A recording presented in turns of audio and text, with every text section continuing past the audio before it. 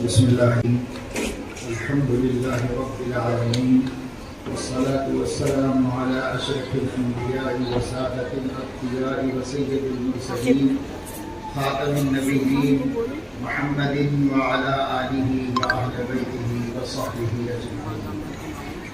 أما بعد فقد قال الله تبارك وتعالى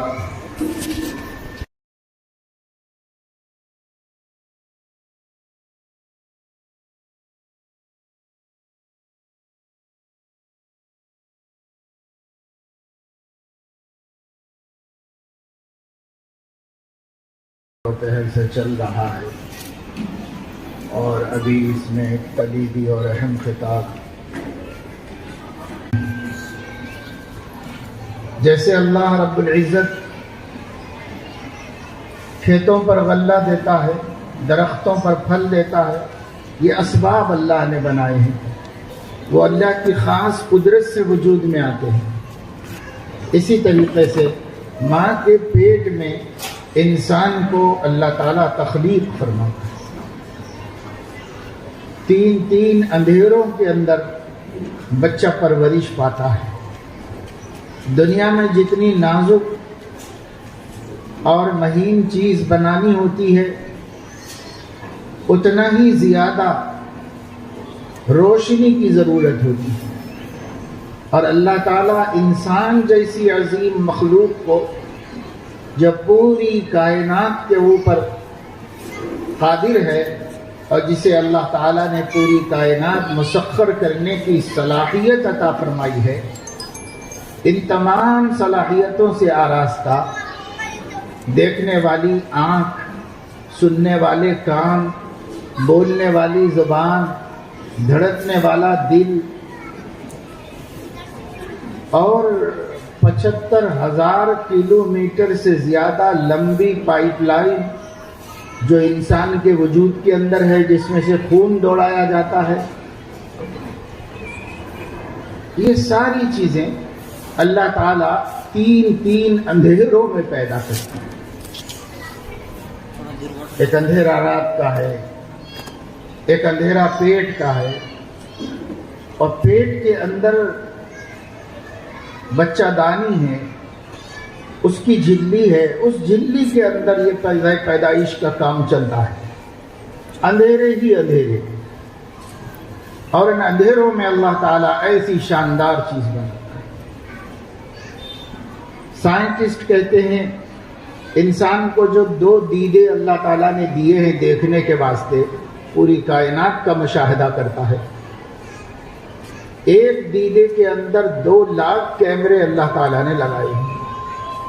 کہاں بنائے ہیں، کیسے بنائے ہیں، کب بنے ہیں، اگر ہم غور کریں تو ہمیں پتہ چلے گا ان اندھیروں میں کیا کیا کام ہوا ہے۔ ایک چھوٹا سا آدھے انچ کا، اس سے بھی کم کا دیدہ ہے، اور اس دیدے کے پردے میں 2 لاکھ کیمروں کا ہونا سائنس کی تحقیق ہے۔ کیسے بنایا ہے، کس نے بنایا ہے، اور اس کی قدرت کتنی بڑی ہے، اور وہ کام کر رہے ہیں، دنیا کا ہر منظر کو دیکھتے ہیں، اور خود بخود ایٹومیٹکلی ہمارے دل پہ نقش کر دیتے ہیں۔ خون کا نظام ہے، ایک دل دھڑک رہا ہے، اور 75,000 کلومیٹر سے زیادہ ایک سیکنڈ میں 70 دفعے خون کو دوڑا کے پھر واپس نکال دیتا ہے۔ اس سے بھی زیادہ تیز رفتار مشین مخلوق کہاں سے بنا سکی؟ یہ کہاں بنتی ہے؟ اندھیروں میں بنتی ہے، روشنی میں نہیں بنتی، اجالے میں نہیں بنتی۔ اور پھر جتنے پارٹس ہیں انسان کے اندر، 1-2 تھوڑے ہی ہیں۔ اس بات پر فلاسفہ اور سائنسدان متفق ہیں، انسان کے باہر کائنات میں جتنی مخلوقات ہیں، جتنی اور جس طرح کی ہیں، ہر مخلوق انسان کے اندر موجود ہے، ہر مخلوق موجود ہے۔ سمندر ہے تو اندر بھی سمندر ہے، کھارا پانی ہے اندر کھارا پانی ہے، باہر میٹھا پانی ہے اندر میٹھا پانی ہے، باہر درخت ہیں اندر بھی درخت ہیں، باہر کھیتیاں ہیں اندر بھی کھیتیاں ہیں، باہر ہوا میں اڑنے والے پرندے ہیں، انسان کے جسم کے اندر بھی ہیں، اور باہر پانی میں تیرنے اور رہنے والے آبی جانور ہیں، انسان کے اندر بھی ہیں، باہر خشکی میں چوپائے ہیں، انسان کے اندر بھی ہیں، باہر پہاڑ ہیں، انسان کے اندر بھی ہیں، باہر ندیاں ہیں، انسان کے اندر بھی ہیں، باہر چھوٹی چھوٹی نہریں ہیں، انسان کے اندر بھی موجود ہیں۔ کل کائنات میں اللہ نے جتنی چیزیں بنائی ہیں، کوئی مخلوق ایسی نہیں ہے جو انسان کے اندر نہیں بنائی گئی ہو، اس لیے انسان کو کائنات صغرا کہتے ہیں۔ وہ کائنات کبرا ہے جس میں پھیلا کے اللہ نے بنائی ہے، یہ ایک کائنات صغرا ہے جس میں سکیڑ کے سمیٹ کے اللہ نے بنا دی۔ اور اتنا سارا کام، یعنی یہ پوری دنیا بنی ہے، کہاں بنی؟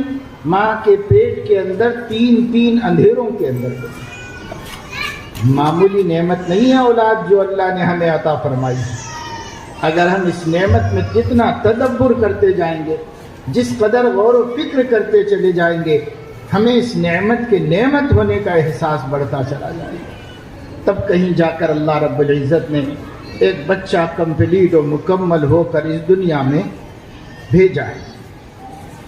اس کو مجموعی طور پر اللہ تعالیٰ نے 7 مرحلوں کے اندر پیدا کیا ہے۔ ثم خلقنا النطفة علقة فخلقنا العلقة مضغة فخلقنا المضغة عظاما فكسونا العظام لحما ثم انشأناه خلقا آخر فتبارك الله احسن الخالقین۔ خود اللہ نے فرمایا بڑی برکت والی ہے وہ ذات جو احسن الخالقین ہے، اس سے زیادہ کسی کو تخلیق کی قدرت حاصل نہیں جتنی اللہ کو ہے۔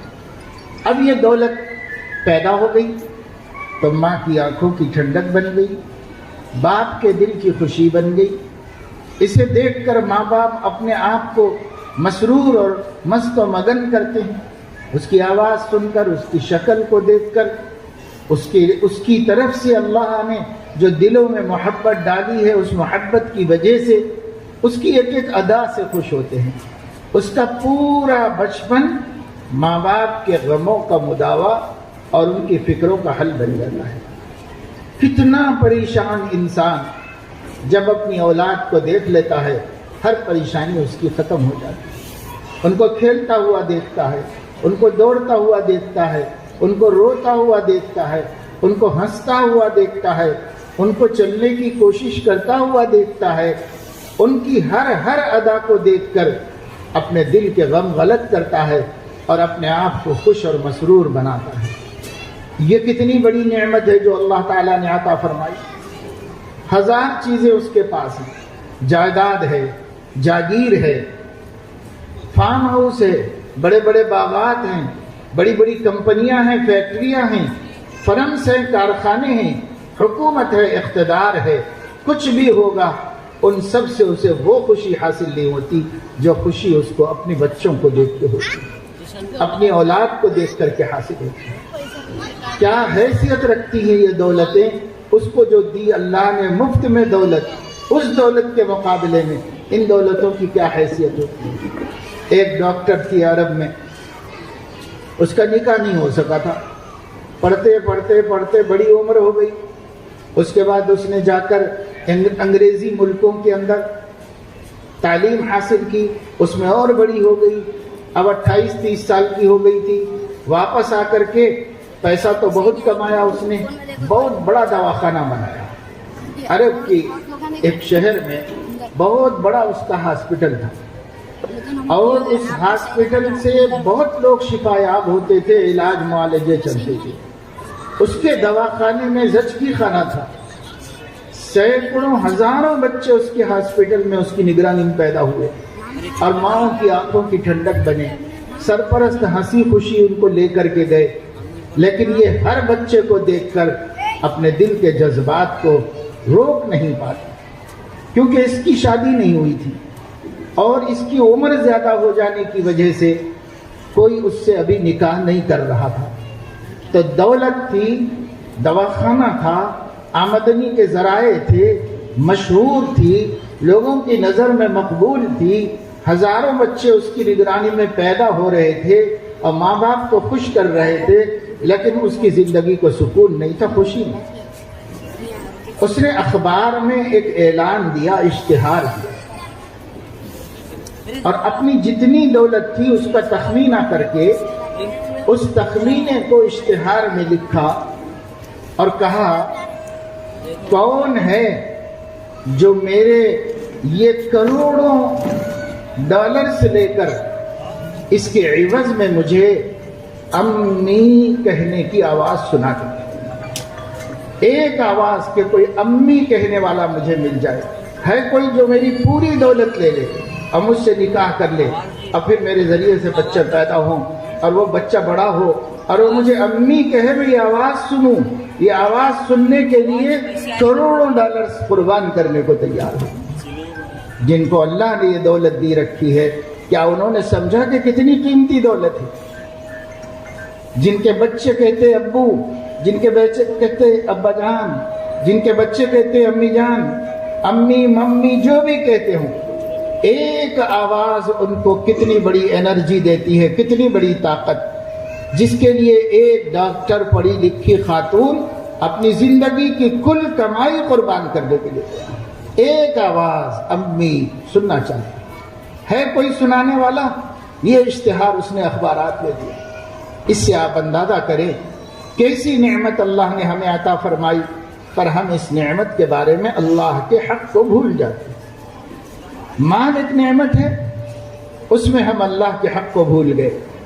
صحت ایک نعمت ہے، اس میں ہم نے اللہ کے حق کو بھلا دیا۔ زندگی ایک نعمت ہے، ہم نے اس میں اللہ کے حق کو بھلا دیا۔ اور جتنی نعمتیں اللہ نے دی اس میں اللہ کا بھی حق ہے، دینے والے کا حق ہے، لیکن ہم نے ان حقوق کو بھلا دیا ہے، ہم میں سے اکثریت نے بھلا دیا ہے۔ اولاد بھی ایک نعمت ہے اور اس نعمت میں اللہ کا حق ہے، اور اللہ کا حق یہ ہے کہ اللہ کی دی ہوئی اولاد کو اللہ کی منشا کے مطابق، اللہ کے بھیجے ہوئے دین کے مطابق تربیت کی جائے۔ یہ اس میں اللہ کا حق ہے، دینے والے کا حق ہے۔ وہ اپنے بندوں کو کس حال میں دیکھنا چاہتا ہے۔ آج یہ بچے ہماری آنکھوں کی ٹھنڈک، گھر کا کھلونا ہے، لیکن کل یہ بچے سماج ہیں، کل یہ بچے دنیا کی آبادی ہیں، انسانیت ہیں، ملک کے شہری ہیں کل یہ بچے۔ کیسے شہری ملک میں اللہ دیکھنا چاہتا ہے، کیسے بندے زمین پر چلتے پھرتے اللہ دیکھنا چاہتا ہے، اللہ کیسے بندے مارکیٹوں میں، بازاروں میں، آفسوں میں، تعلیم گاہوں میں، کالجز میں، اسکولوں میں کیسے بندے اللہ دیکھنا چاہتا ہے۔ وہ بندے تو ہمارے گھر میں تیار ہو رہے ہیں اور ہم تیار کر رہے ہیں۔ کیا ہم اللہ کے حق کے مطابق تیار کر رہے ہیں؟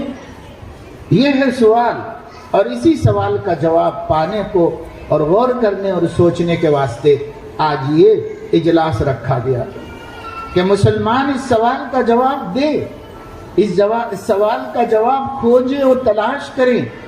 نعمت اللہ کی ہے، وہ بہت بڑی نعمت ہے، بطور امانت کے ہم کو دی ہے۔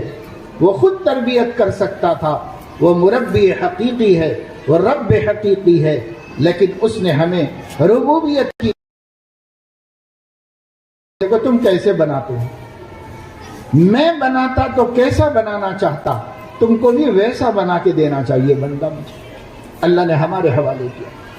بڑی بڑی کمپنیاں ہیں، ظہیر آباد میں مہندرا کی کمپنی مشہور و معروف ہے، اس کے اطراف میں اس کی وجہ سے چھوٹی چھوٹی بہت سی کمپنیاں چلتی۔ آپ جانتے ہیں کہ یہ موٹر کی کمپنی ہے، ٹریکٹر بناتی ہے، کاریں بناتی ہے، بسیں بناتی ہے، سب بناتی ہے، لیکن سارے پرزے وہ خود نہیں بناتی۔ اس کے لیے ان کو سہولت یہی ہے کہ وہ بہت سے کام باہر آرڈر دے کے تیار کراتے ہیں، تو دیگر کمپنیاں ان سے آرڈر لیتی ہیں کہ بھئی یہ چیز ایسی بنا کے دے دو، یہ چیز ایسی بنا کے دے دو، اور لوگوں کے اپنے چھوٹے چھوٹے کارخانے ہیں، ان کے آرڈر کے مطابق وہ کارخانوں میں ان کی مطلوب چیز بنا کے دے دیتے ہیں۔ اب آپ سوچئے کہ اگر اس نے کوئی پارٹ دیا اس کو کہ بھئی اس شکل کا یہ پارٹ بنا کے دے دو ہم کو، آپ کی لیت مشین پر آپ کے ہاں تیار کر کے ہم کو دے دو، اتنے ہم کو آرڈر ہے، اتنے پرزے چاہیے، اتنے بنا کے دے دو، تو پیسہ کب ملے گا اور بل پاس کب ہوگا؟ جبکہ آپ نے جو ماڈل دیا گیا ہے اس ماڈل کے مطابق سیم پیسز تیار کر کے پہنچا دیں۔ اگر ذرا بھی اس میں کمی ہوگی تو وہ بل پاس نہیں کریں گے اور آپ کا مال آپ کے منہ پہ مار دیں۔ لے جاؤ، سب اٹھاؤ، کتنے بھی کروڑ کا بنا ہوگا لے جاؤ، ہم کو نہیں چاہیے واپس۔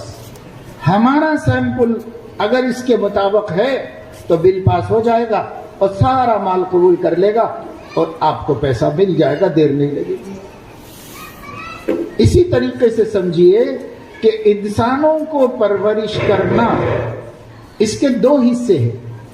ایک انسان کی جان مال کی پرورش کرنا، انسان کو صحت دینا، عمر دینا، جسم دینا، جسم کے پارٹس دینا، اس کی صلاحیتیں دینا، اس کے اندر طاقت اور قوت رکھنا، یہ تو کوئی انسان نہیں کر سکتا۔ تو یہ حصہ اللہ تعالیٰ خود کرتے ہیں، اپنی قدرت سے کرتے رہتے ہیں، عمر بڑھاتے رہتے ہیں، طاقت بڑھاتے رہتے ہیں، صلاحیتیں بڑھاتے رہتے ہیں۔ بچہ خود بخود پلتا رہتا ہے، انسانوں کے بس میں نہیں ہے کہ اس کو پالے۔ اور دوسرا حصہ ہے اس کو اخلاق دینا، اس کو تربیت دینا، اس کو عقیدہ دینا، اس کو اعمال صالحہ کا پابند بنانا، اس کو نبی پاک صلی اللہ علیہ وسلم کے اسوہ حسنہ کے سانچے میں ڈھالنا، ان کی تہذیب، ان کے اخلاق، ان کی اللہ کی طرف سے لائی ہوئی باتیں اس کو سکھانا، یہ تربیت کا دوسرا حصہ ہے۔ اللہ تعالیٰ نے اپنے کرم سے یہ ہمارے ذمے کر دیا، ماں باپ کے ذمے کر دیا۔ چاہے تو وہ بھی اللہ کر لے سکتے تھے، لیکن اللہ نے چاہا کہ انسان خلیفہ ہے میرا، خلیفۃ اللہ فی الارض ہے، تو میں اپنی کچھ صفتیں بندے میں بھی رکھتا ہوں، اس لیے ربوبیت کی صفت کا ایک حصہ ہمیں دیا، اور ہمیں دے کر اللہ نے ہمیں اس لائق بنایا کہ ہم اپنے بچے کو چاہیں تو بگاڑ دیں اور چاہے تو سوار دیں اور بنا دیں۔ یہ ہمیں اللہ نے، اگر نبی کی دین کے مطابق پرورش کرتے ہیں تو ہمارے بچے کو ہم اللہ کے آرڈر کو پورا کر دیتے ہیں اور اس کی تکمیل کر دیتے ہیں۔ اللہ نے ایک سیمپل دیا، ماڈل پیس دیا اور کہا ایسا بناؤ اپنے بچے کو جیسا میں نے میرے نبی کو بنایا ہے۔ نبی کو کسی نے نہیں بنایا، نبی کا ہر عمل نبی کا اللہ کا بنایا ہوا، نبی کی پوری تربیت اللہ کی ہوئی ہے۔ نبی کو پڑھایا اللہ نے، نبی کو اخلاق اللہ نے دیے، نبی کو زندگی اللہ نے دی، نبی کو جسمانی حسن و جمال اللہ نے دیا اور اخلاقی حسن و جمال اللہ نے دیا۔ کوئی دنیا میں ان کا استاذ نہیں، اس لیے کہ والد کا پہلے انتقال ہو گیا، والدہ کا 6 برس کی عمر میں انتقال ہو گیا، دادا کا 8 سال کی عمر میں انتقال ہو گیا۔ دنیا میں کوئی بھی نہیں ان کا، اللہ ہی ہے سب کچھ ان کا بنانے والا۔ کیوں؟ اس واسطے کہ ایک ماڈل پیس تھا جسے اللہ خود اپنے سے بنا کر انسانوں کے سامنے رکھنا چاہ رہے تھے، اس لیے سب کچھ اللہ نے بنا کے دیا۔ اب اس کے بعد ہم سے یہ فرمایا تم کو بھی اولاد دیتا ہوں میں، تمہاری بھی تمنا پوری کرتا ہوں، لیکن جو میرا کام ہے وہ میں کرتا رہوں گا، اور جو تمہارا کام ہے وہ یہ کہ میرے پسندیدہ نبی کے جیسا اپنی اولاد کو بنا دو۔ تربیت یہ تم کر لو، اور جسمانی نشو و نما کی تربیت وہ میں کروں گا، وہ تمہارے ہاتھ میں نہیں ہے۔ تو آج ہمارے بچوں کی اصل پرورش، جسمانی پرورش اللہ کر رہا ہے، کوئی بھی نہیں کر سکتا۔ اللہ لولا رکھے تو لولا ہی رہے گا، وہ اللہ لنگڑا بنا دے تو لنگڑا ہی رہے گا، اللہ تعالیٰ اس کو اندھا بنائے تو کوئی آنکھ نہیں دے سکتا، اللہ اس کو بہرا بنائے تو کوئی کان نہیں دے سکتا۔ جو اس کی جسمانی پرورش ہے سب اللہ کر رہے ہیں، اور جو اس کی علمی تربیت کی پرورش ہے وہ ہمارے ذمے ہے۔ مگر ذرا دیکھیے جتنے بچے پیدا ہو رہے ہیں سب کے اپنے حصے کی پرورش اللہ برابر کر رہا ہے، چاہے مومن کا بچہ ہو چاہے کافر کا بچہ ہو، اللہ اپنا کام برابر کر رہا ہے۔ لیکن جو ہمارے ذمے کیا گیا تھا ہم اس میں کوتاہی، ہم نہیں کر رہے ہیں اس فریضے کو ادا۔ یہ تربیت کا فریضہ ہماری ذمہ داری ہے۔ بچوں کی جسمانی پرورش کرنا ایک قدرتی ہے، وہ قدرت کرے گی، لیکن صاف ستھرا رکھنا ہماری ذمہ داری ہے۔ ماں باپ رکھتے ہیں، ان کو اچھا کھانا کھلانا یہ ان کی روزی کی ذمہ داری ہے، تربیت ہے۔ وہ بہت سے لوگ کرتے ہیں، بہت سے لوگ وہ بھی نہیں کرتے۔ اچھا پہنانا، سردی گرمی بارش کے مضر اثرات سے بچانا، ان کے لیے بہتر ٹھکانے کا انتظام کرنا، ان کے بچپنے کی خواہشات کو اور ان کی چاہتوں کو پورا کرنے کا انتظام کرنا، یہ سب ماں باپ کی ذمہ داریاں ہیں۔ یہ مادی ہے، یہ مادی ہم پھر بھی پوری کر رہے ہیں۔ ہر باپ بچوں کو کھلا رہا ہے، پہنا رہا ہے، صحت کی فکر کر رہا ہے، بیمار ہوتے ہیں تو علاج کراتا ہے، ہاسپٹل لے جاتا ہے، دوائی لاتا ہے، ان کے لیے کما رہا ہے، ان کے لیے محنت کر رہا ہے۔ لیکن اس کے ساتھ ساتھ جو ذمہ داری تھی ان کی اخلاقی تربیت کی، جنسی تربیت کی، علمی تربیت کی، وہ ہم پورا نہیں کر رہے۔ اس کے لیے مکاتب قائم کیے جاتے ہیں کہ بھئی اب ماں باپ تو نہیں کر رہے ہیں تو کیا کریں؟ علماء نے سوچا کہ بھئی کچھ ہم کو ہی سوچنا پڑے گا، اس لیے کہ ماں باپ اپنی ذمہ داری میں کوتاہی کر رہے ہیں، اپنے فریضے کو نہیں بجا لا رہے ہیں، کھلانے کا فرض ادا کر رہے ہیں، پہنانے کا فرض ادا کر رہے ہیں، پکنک کرانے کا فرض ادا کر رہے ہیں، اسکول میں شریک کرنے کا فرض ادا کر رہے ہیں، دوا علاج کا فرض ادا کر رہے ہیں، لیکن ایمان اور اعمال کو درست کرنے کے فریضے سے خود ہی غافل ہیں۔ تو اپنے بچوں کو کیا ادا؟ اپنے ہی عقیدہ درست نہیں، اپنے ہی کو نہیں معلوم کہ ایمان کیا ہے، نہ ابا جان جانتے ہیں کہ ایمان کی تفصیل اور حقیقت کیا ہے، نہ امی کو معلوم ہے۔ اللہ کا دین نہ باپ کو معلوم نہ ماں کو معلوم ہے، تو بچوں کی کیا تربیت کریں گے؟ جتنا اپنے کو سمجھ میں آیا اتنا کر رہے ہیں بس کر۔ تو علماء نے سوچا بھئی مکاتب قائم کریں، یعنی چھوٹے چھوٹے مدرسے، پارٹ ٹائم، 1 گھنٹہ 1.5 گھنٹہ بہت سے بہت، صبح کے وقت شام کے وقت، جب بھی یہ بچے آسانی سے ہم کو مل سکتے ہوں اس وقت میں بیٹھ جاتے ہیں حفاظ علماء اور آپ سے کہتے ہیں بھئی اپنے بچوں کو بھیجو، تھوڑی دیر کے لیے بھیجو، وہ جو تھوڑا سا کام تم سے نہیں ہو سک رہا ہے اور وہی سب سے اہم کام تھا، وہی سب سے اہم تربیت تھی، یعنی بچوں کو ان کا عقیدہ بتانا، اللہ کی معرفت، نبی کی محبت، قرآن کی عظمت، آخرت کا یقین بچوں میں پیدا کرنا، جو تمہارا اصل کام تھا۔ دوسرے کاموں کی کمی کوتاہی معاف ہو سکتی تھی، لیکن اس فریضے کی کوتاہی معاف نہیں ہے۔ اب آپ لوگ تو نہیں کر رہے ہیں تو بچے کو 1 گھنٹہ مکتب بھیج دو، جو ہو سکے گا ہم کر کے دیں گے، ہم کر دیں گے کہ ان بچوں کو خدا کی معرفت ہو جائے، ان بچوں کو دلوں میں نبی کی محبت آ جائے، ان بچوں کو قرآن کی عظمت معلوم ہو، صحیح پڑھنا کم سے کم سیکھ لیں، اور ان بچوں کے دلوں میں آخرت کا یقین پیدا ہو جائے کہ یہاں نہیں رہنا ہے، بھیجے گئے ہیں کہیں سے اور واپس بلا لیے جائیں گے، جا کر زندگی بھر کا حساب دینا ہے اللہ کے سامنے، اس کا یقین پیدا کرنا۔ یہ 4 کام مکتب کرتے ہیں، اور مکتب والوں کو بھی برابر نگہداشت رکھنا چاہیے کہ یہ 4 کام ہو رہے ہیں کہ نہیں ہو رہے ہیں ہمارے ذریعے سے۔ مکتب کے ذریعے سے اگر یہ 4 پہلو زندہ نہیں ہو رہے ہیں تو پھر مکتب سے بھی وہ فائدہ حاصل نہیں ہوگا جس کا ارادہ مکاتب کے ذریعے سے کیا گیا ہے۔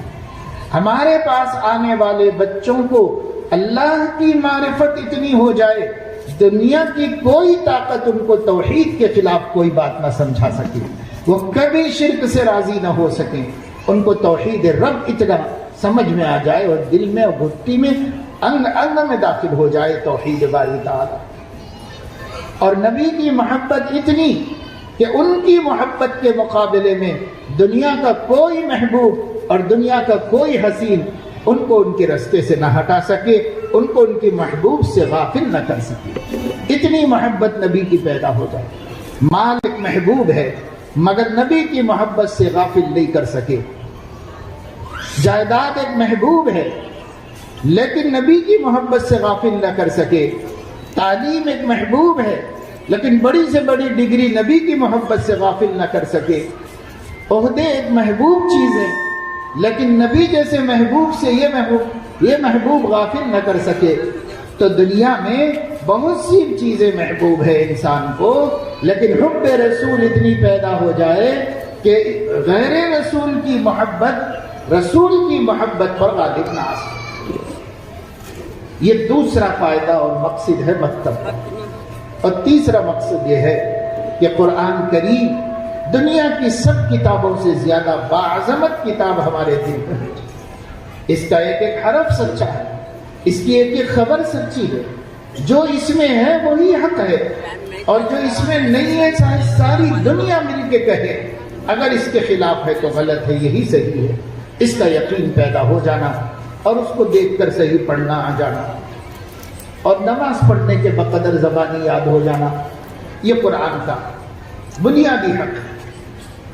چوتھی چیز آخرت، کہ مرنے کے بعد ہم مٹ نہیں جائیں گے، مرنے کے بعد ہم پھر پیدا کیے جائیں گے اور اللہ کے سامنے حاضر ہوں گے، زندگی کا حساب ہوگا اور ہمیشہ ہمیشہ کی ایک حیات ملے گی، یا جہنم میں یا جنت۔ اس کا یقین بچوں میں پیدا ہو۔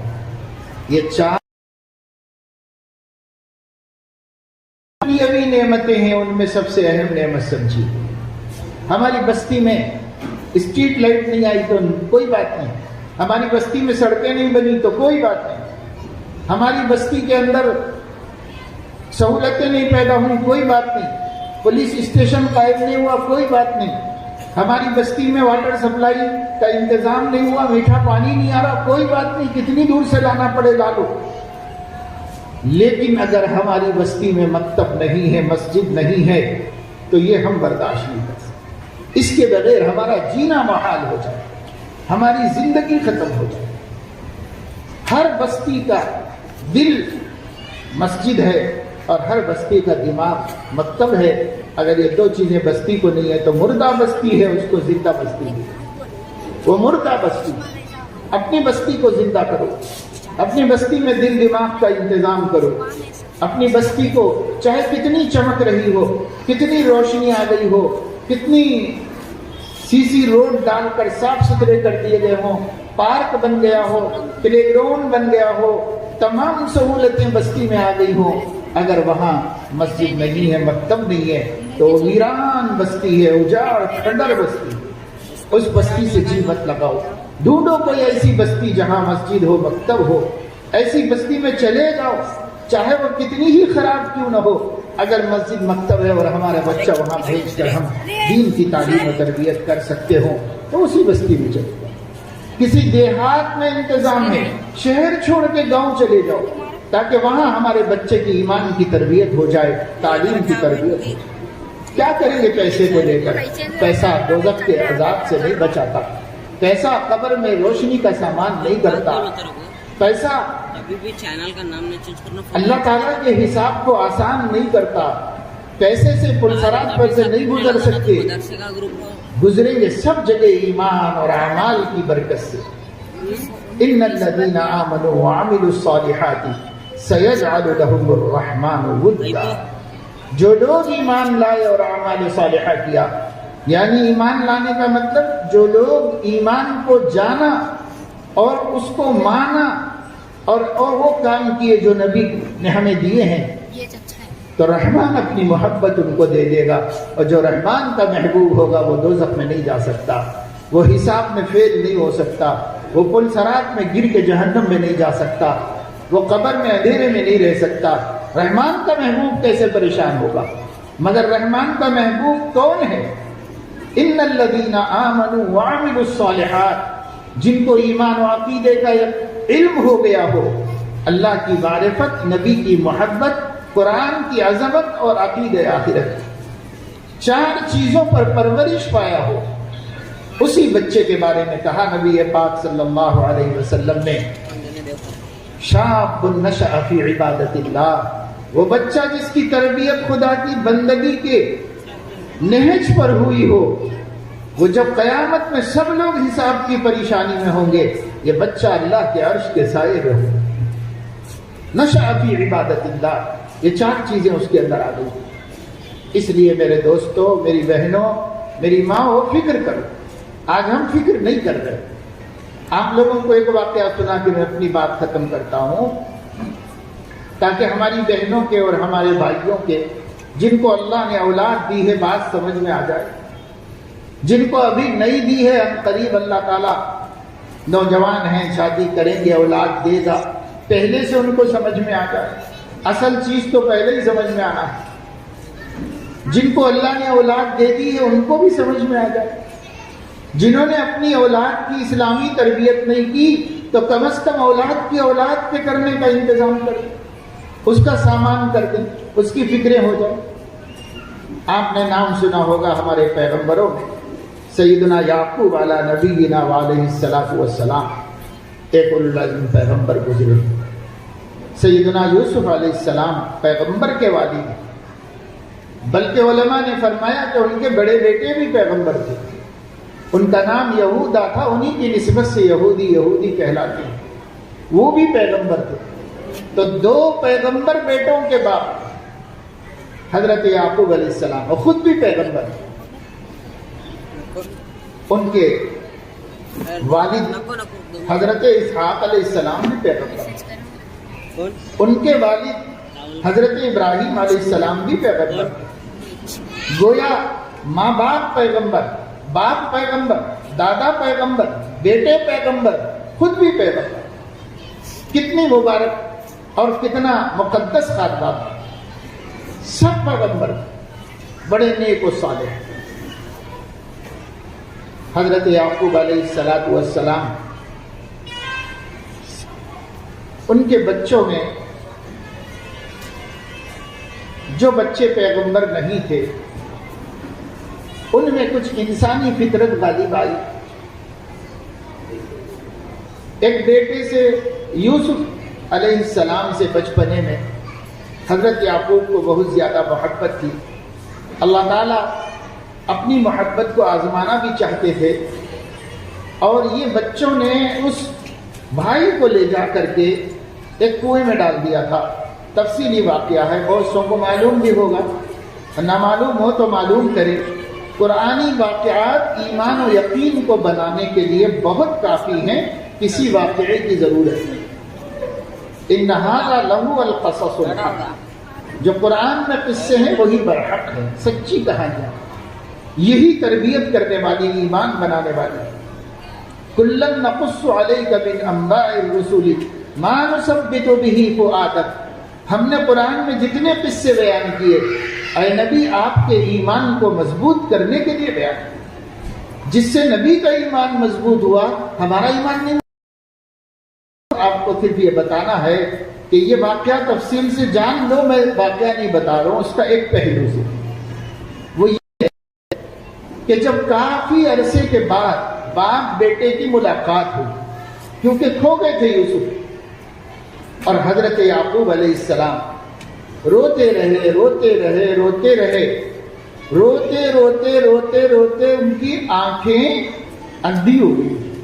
وَابْيَضَّتْ عَيْنَاهُ مِنَ الْحُزْنِ فَهُوَ كَظِيمٌ، چونکہ صبر کر رہے تھے، گھوٹ کر کے اس صدمے کو سہ رہے تھے، سہتے اور روتے آنکھیں سفید ہو گئی تھی، یعنی اندھی ہو گئی۔ پھر ایک معجزاتی طور پر حضرت یوسف کا کرتا لا کے باپ کے سر پہ ڈالا گیا تو خود بخود بینا ہو گئی، آنکھیں آ گئی، پھر سے مل گئی بڑھاپے میں۔ پھر باپ بیٹے کی ملاقات ہوئی، کنعان سے حضرت یعقوب پوری فیملی کو لے کے سفر کر کے پہنچے مصر، اور وہاں ان کے والد نے ایک نہایت تاریخ ساز استقبال کیا اپنے والدین۔ زبردست جشن ہوا مصر میں ان کے والدین کے آنے کا۔ اور اس کے بعد جب دونوں تخت پہ بیٹھے ہوئے تھے، حضرت یوسف کو ایک بات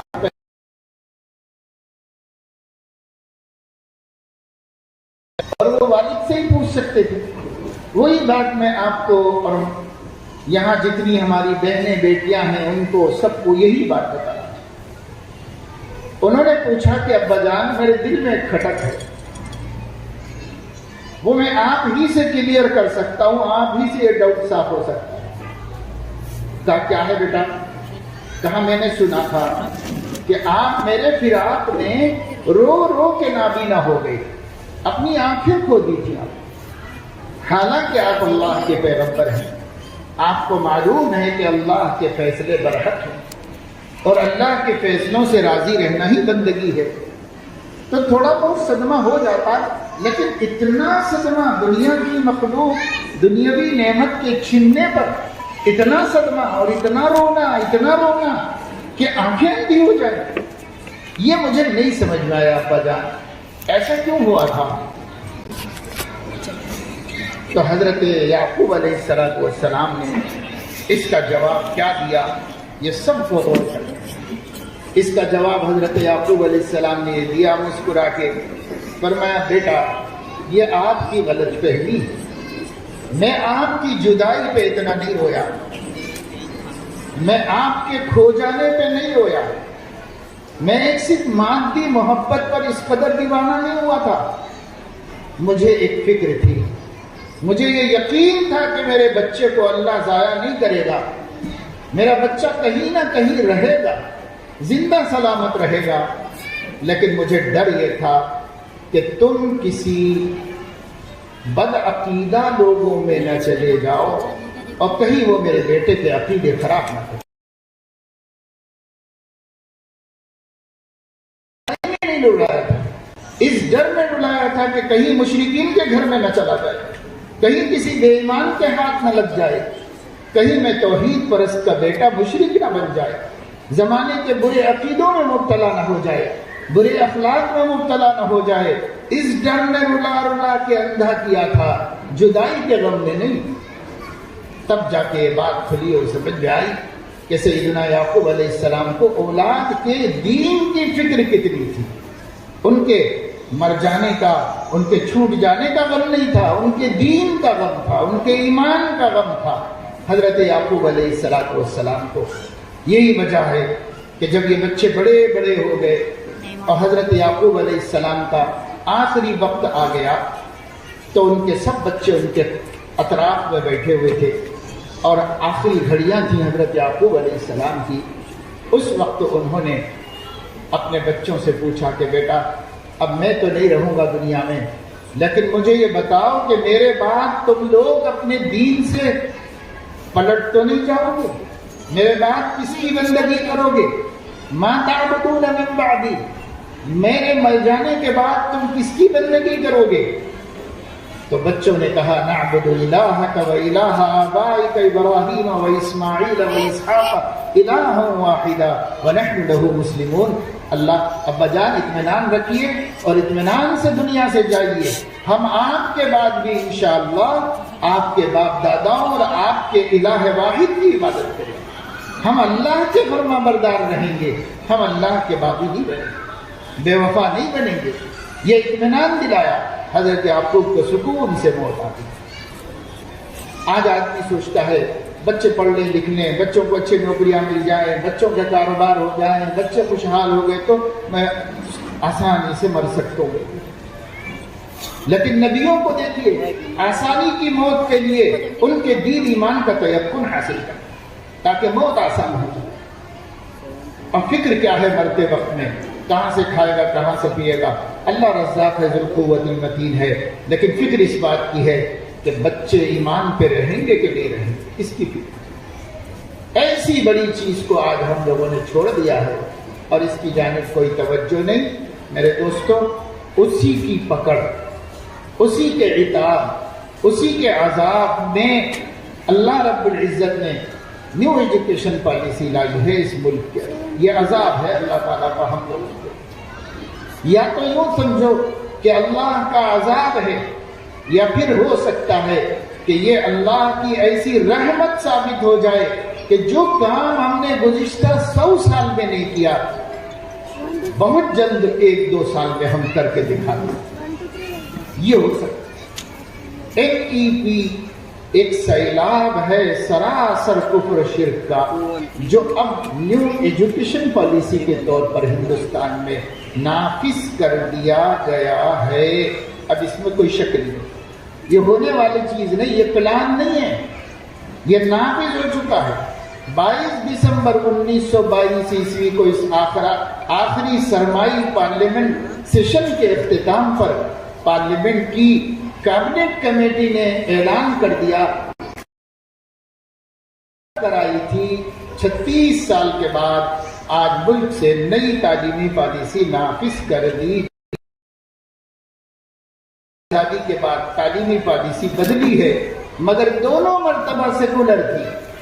اب جو بدلی ہے 36 سال کے بعد، یہ سیکولر نہیں ہے، بلکہ صرف ایک خاص کمیونٹی کی نمائندگی کرنے والی اور ایک خاص تہذیب اور کلچر کی ہے، 2023 سے عمل میں آئے گی۔ یہ کیا ہے؟ اس کو اگر ایک جملے میں کہا جائے تو شرک اور کفر کا سیلاب ہے، بندوں کو خدا سے باغی بنانے کا ایک نظام۔ پڑھانا ہی حکومت اپنے مرکز کے تحت پورے ہندوستان میں چلائے گی۔ اسٹیٹ سلیبس ختم، 12 سالہ ایک نظام تعلیم مرکز کا دیا ہوا پورے ہندوستان میں چلے گا۔ یہ بہت بڑی چیز ہے۔ یا تو اس سے مسلمان جاگے گا اور فائدہ کر دے گا اللہ، یا پھر مسلمان ایسا ہی بیٹھا رہے گا ہاتھ پہ ہاتھ دھر کے اور اللہ اس کو عذاب علیم بنا دے گا۔ دونوں میں سے کچھ ہونے والا ہے۔ ہم ایک دوراہے پہ کھڑے ہوئے ہیں اور ہمیں کچھ بھی ہوش نہیں ہے اپنے بچوں کے بارے میں۔ اللہ تعالیٰ اپنے فضل و کرم سے ہر کلمہ گو، ہر مومن کو اپنی نسل کے مستقبل کا احساس نصیب فرما دے۔ آج جاگا تو مسلمان جاگ جائے گا، اور اگر نہیں جاگا تو پھر مسلمان کو کوئی جگہ نہیں سکے گا۔ اور ان بچوں کو آپ شرک کے گود سے چھین نہیں سکیں گے، وہ آپ کے گود سے چھین کر اپنی کمیونٹی کا حصہ بنا لیں گے۔ اللہ تعالیٰ اپنے فضل و کرم سے اس اہم ترین مسئلے کو مسلمانوں کو سوچنے کی توفیق عطا فرمائے، اور ہندوستانی مسلمانوں کو اس کی فکر کرنے کی توفیق عطا فرمائے۔ اس کا اگر کوئی واحد حل ہے تو وہ مکاتب ہیں، مؤثر مکاتب، جو 4 چیزوں پر مشتمل میں نے شروع میں بتائی۔ اگر یہ 4 کاموں کے ساتھ مکتب چل رہا ہے تو یہ مکتب انشاءاللہ ان کے اسلام کے اثرات سے ہماری اولاد کو بچا لے گا، اور اگر نہیں تو دوسرا کوئی آپشن نہیں ہے۔ اللہ مجھے آپ کو سب کو توفیق عمل نصیب فرمائے۔